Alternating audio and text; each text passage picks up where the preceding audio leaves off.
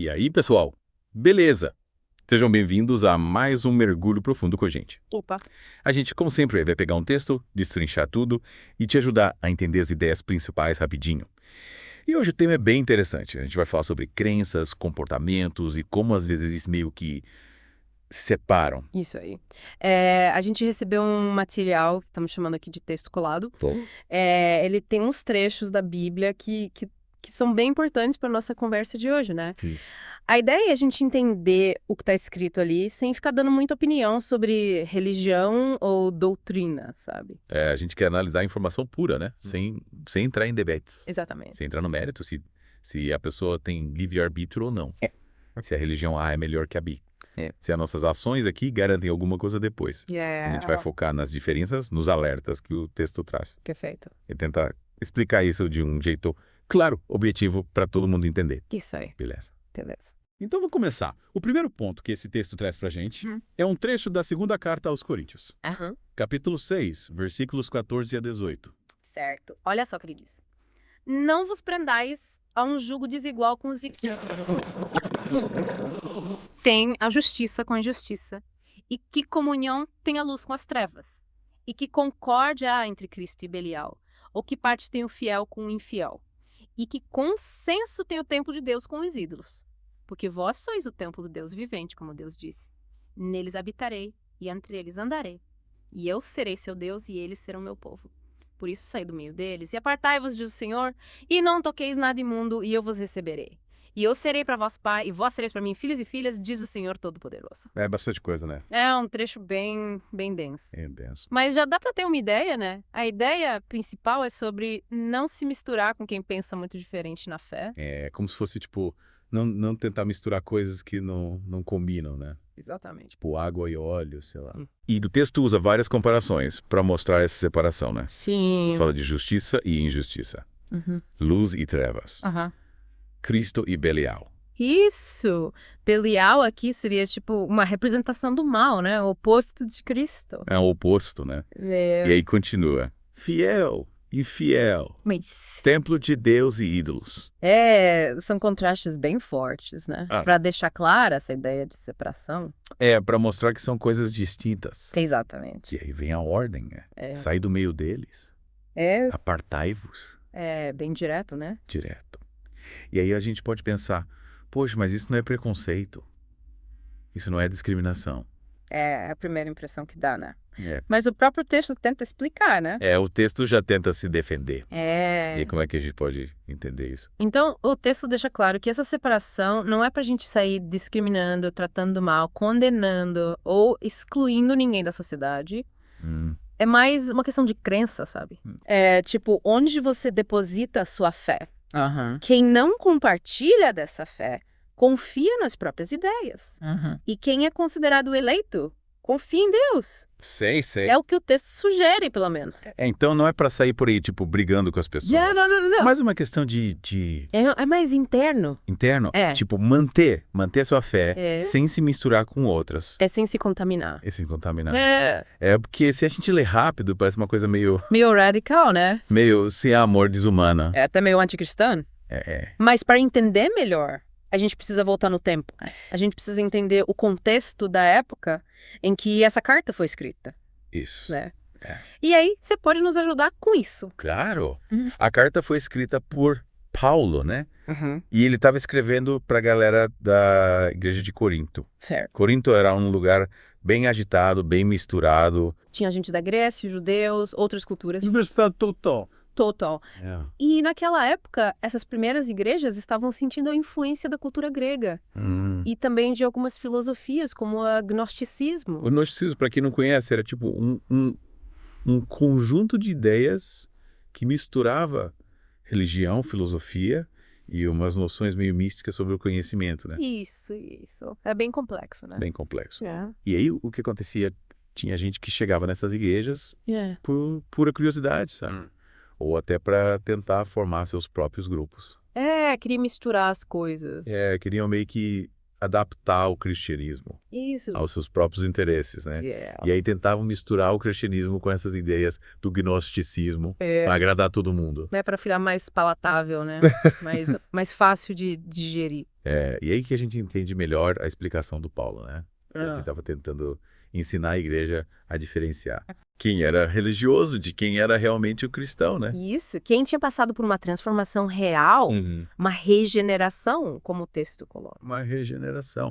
E olha só que interessante, essa separação que parece radical é interpretada como uma prova do amor de Deus.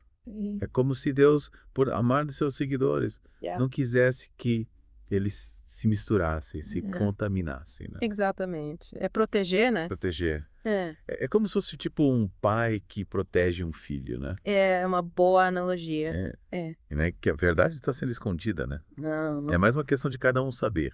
De ter clareza. Clareza. Sobre o que acredita. Sobre no que acredita, né? É ter uma fé. Uma fé genuína. Genuína. E não é necessariamente um isolamento total, né? É mais não misturar. Não misturar as bases, né? As bases. A essência. A essência da sua fé.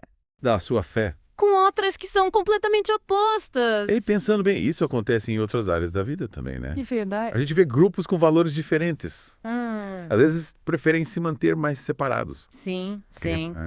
Para preservar a sua identidade, né? Para preservar. Seus costumes. Exatamente. Bom, vamos seguir em frente, então. O texto agora nos leva para a carta aos Efésios. Capítulo 5, versículos 6, 7 e 11. Certo. E aqui o foco muda um pouco, né? Muda. O foco aqui é um alerta contra enganos e as consequências disso. Certo. Olha só. Ninguém vos engane com palavras vãs, porque por estas coisas vem a ira de Deus sobre os filhos da desobediência. Portanto, não sejais seus companheiros. E não comuniqueis com as obras infrutuosas das trevas, mas antes a condenai-as. A primeira frase já é um soco no estômago, né? Ninguém vos engane. Direto ao ponto. E aí fala das palavras vãs, né? E podem nos levar a acreditar em coisas erradas. E sofrer as consequências, né? Que o texto chama de ira de Deus sobre os filhos da desobediência. Bem forte, né? Bem forte. E o mais importante é que ele fala ninguém, né? Ninguém vos engane. Então serve para todo mundo, né? Sim. Não importa se está dentro da igreja, se está fora da igreja. Exatamente, para todo mundo. Inclusive, o texto chega a dizer que quem mais engana e quem mais é enganado pode estar dentro das próprias instituições religiosas. Isso é bem. Esse é polêmico, né? E a gente se pergunta, mas que obras são essas, né? Que o texto fala. Obras infrutuosas das trevas. O que seria isso, né? O que seria isso? E a gente normalmente pensa em coisas ruins, né? A gente pensa logo em coisas, sei lá, bruxaria, droga, sexo, bebida. Coisas mais baixas. Coisas que a gente considera visíveis, né? Visíveis pecados. Pecados. Mas o texto vai além disso, né? Ele diz que essas coisas são só consequências. Qual que é a raiz, então? A raiz seria a apostasia da fé. Apostasia? Que seria se desviar, abandonar os princípios do evangelho. É tipo a base, né? A base. Então, os comportamentos que não são considerados bons são definidos pelo que eles aprenderam, né? Pelo ensino, pela doutrina que seguem. Certo. Então quer dizer que quem realmente entende e vive de acordo com esse ensino não pratica essas coisas ruins como um hábito. Exatamente. É como se a pessoa mudasse internamente, sabe? É como se tivesse um nojo do pecado. É tipo isso. E aí o versículo 13 dessa parte de Efésios traz uma imagem bem forte, né? Sim. A luz dissipa e destrói as obras das trevas. É poderosa essa imagem. Poderosa. A luz aqui representando o quê? O conhecimento da verdade. Quanto mais a gente conhece a verdade, menos as coisas ruins têm poder sobre a gente. É como se a gente acendesse a luz e as sombras sumissem. Exatamente. Legal. Bom, vamos para o nosso terceiro mergulho. Vamos lá. Primeira carta aos Coríntios, capítulo 5, versículos 6 e 7. Certo. E aqui a crítica é bem específica, né? É bem específica. A crítica aqui é direcionada à jactância. Jactância? Que seria isso? Tipo, se achar, sabe? Tá. Se vangloriar. Entendi. E aí Paulo já começa, não é boa a vossa jactância. E usa uma comparação bem interessante. É. Não sabeis que um pouco de fermento leveda toda a massa? É bem visual, né? Bem visual. É. E o que esse fermento representa no texto? O fermento velho, nesse contexto, seria a lei, Aham. com todas as suas regras, né? Esther. Tanto as de comportamento quanto as cerimoniais. E a massa nova? A massa nova seria a graça. A graça. Que é um presente de Deus. É algo que a gente não conquista por esforço próprio. Não é por mérito, né? Não por mérito. Não é por ser bonzinho, por seguir a lei. Entendi. Então, essa jactância, esse se achar, né? É. Acontece quando a gente acha que pode ser aceito por Deus. Por nossos próprios méritos. Isso, por fazer as coisas certas, por seguir a lei. E o texto deixa claro que não é isso que nos une a Deus, né? Não é. O texto enfatiza que não são os nossos sacrifícios que nos aproximam de Deus. É o sacrifício de Cristo que nos torna justos, aceitáveis diante de Deus. Então ninguém, por mais bonzinho que seja, né? Pode simplesmente aceitar Jesus por conta própria. Exatamente. É Cristo quem aceita e transforma o pecador. É como se a gente recebesse um presente, que a gente não fez nada para merecer. Exatamente. Interessante.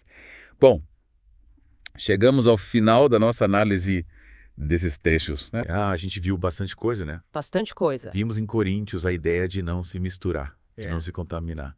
Vimos em Efésios os alertas para não cair em enganos, a importância de conhecer a verdade. E em Coríntios vimos como a graça é mais importante do que tentar seguir as regras. Isso. Para ser aceito. E o mais importante para quem está ouvindo a gente é entender que existem diferenças entre jeitos de pensar, jeitos de ter fé. E mesmo que a gente esteja falando de religião, essa ideia de analisar as informações, analisar as crenças, é algo que a gente usa em tudo na vida, né? É verdade. A gente tem que ter senso crítico, né? Sempre. E aí a gente convida a pensar como essas ideias de separação ou de diferença entre os jeitos de entender as coisas aparecem em outras áreas da sua vida. Isso. Né? Não só na religião. Na política, nos relacionamentos. Nos relacionamentos. No trabalho. Vale a pena a gente parar para pensar. Refletir um pouco sobre isso. Com certeza. Bom, a gente espera que esse nosso papo tenha te ajudado de alguma forma. A gente espera que tenha sido útil. E a gente se vê no próximo mergulho. Valeu pela companhia. Até a próxima. Até mais.